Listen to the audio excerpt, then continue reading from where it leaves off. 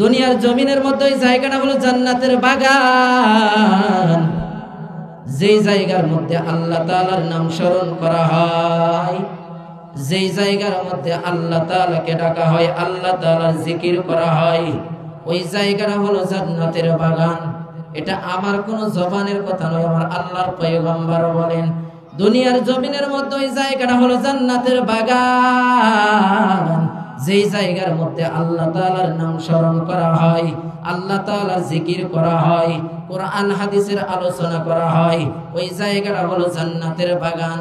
আল্লাহর পয়গম্বর বলেন ওই জান্নাতের বাগানে বসে আমার কোন উম্মত যদি বসতে দেরি হবে, ইখলাসের নিয়তে আমলের নিয়তে বসতে দেরি হয়, আল্লাহর পয়গম্বর জানায় দেয় কমপক্ষে তার আমলনামায় 50,000 নেকি লেখা হয়। জোরে কোন সুবহানাল্লাহ। এর নবীর আশিক উম্মতের দল আল্লাহর পয়গম্বর জানায়া দেয় ওই জান্নাতের বাগানে বসে যে একবার সুবহানাল্লাহ, একবার আলহামদুলিল্লাহ, একবার লা ইলাহা ইল্লাল্লাহ, আল্লাহু আকবার, ও মুসলমান ইমানদার আল্লাহর গোলাম, জবান দিয়া বলতে দেরি হয়, প্রত্যেকটি তাসবির বিনিময়ে আমার আল্লাহ পাক রব্বুল আলামিন জান্নাতের বাগানে এক একটা গাছ লাগাইতে দেরি করবে না। চিল্লা কোন সুবহানাল্লাহ।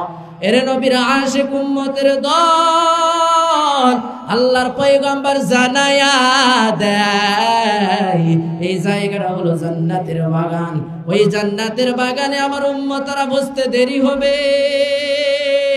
ওই উম্মতের পিছনে যত গুনাহ খাতা ছিল আমার আল্লাহ দয়া করে মায়া করে পিছনের সমস্ত জিন্দেগীর গুনাহ খাতা মাফ করে দিয়া আমার আল্লাহ নিষ্পাপ বানায়া দিবি।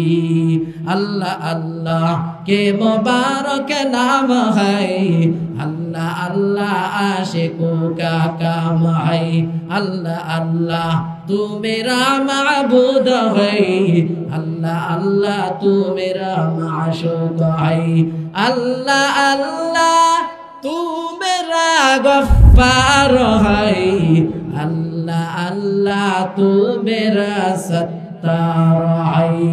এরে নবীর আশিক উম্মতের দল শুধু তাই না, শুধু তাই না, এই জান্নাতের বাগানে বসতে দেরি হবে, আমার আল্লাহ পাক রব্বুল আলামিন রহমতের ফেরেশতা নাজিল করে দিবে।